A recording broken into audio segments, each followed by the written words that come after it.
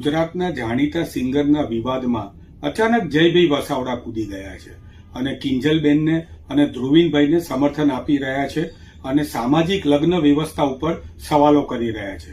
જ્યારે દરેક સમાજ, બ્રાહ્મણ સમાજ હોય, ઠાકોર સમાજ હોય, ચૌધરી સમાજ હોય, પાટીદાર સમાજ હોય, સમાજની દીકરી સમાજની અંદર રહે એના માટેના પ્રયત્નો કરતા હોય છે. ત્યારે જયભાઈએ કિંજલબેન અને ધ્રુવીનના સમર્થનમાં એટલા માટે આવ્યા છે કારણ કે કિંજલબેન અને આ લોકો સેલિબ્રિટી છે. સેલિબ્રિટીના સમર્થનમાં તમે આવો છો, પરંતુ કોઈ દિવસ બ્રહ્મ સમાજના જામનગરમાં વકીલની હત્યા થઈ હતી એની બાબતમાં એક શબ્દ બોલ્યા. ગુજરાતની અંદર ખુલ્લેઆમ દારૂ વેચાય છે, દારૂની બદી હોય છે, એના ઉપર કલાકારોથી માંડીને બધા જે દારૂના બદીની અંદર આવી ગયા છે એના ઉપર કોઈ દિવસ જયભાઈ બોલ્યા. અમે અપેક્ષા રાખીએ છીએ કે જયભાઈ ખેડૂતો વિશે બોલે.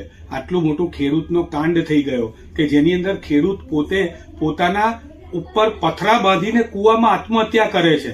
કોઈ દિવસ જયભાઈને એમના વિશે તો આપણે બોલતા કે એમના સમર્થનમાં તો આવતા કોઈ દિવસ જોયા નથી, પરંતુ આજે સેલિબ્રિટીના સમર્થનમાં આવે છે.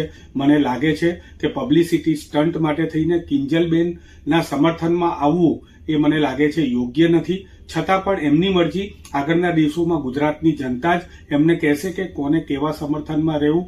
પરંતુ જ્યારે કિંજલબેન પોતે વિક્ટીમ કાર્ડ ખેલી રહ્યા હોય, એક સમાજે એમને કોઈ જાતનું ગેરકાયદેસર કંઈ કરેલું નથી. સમાજના બંધારણ મુજબ એ બંધારણને માન આપીને સમાજના અગ્રણીઓએ પોતાનો નિર્ણય જાહેર કરેલો છે.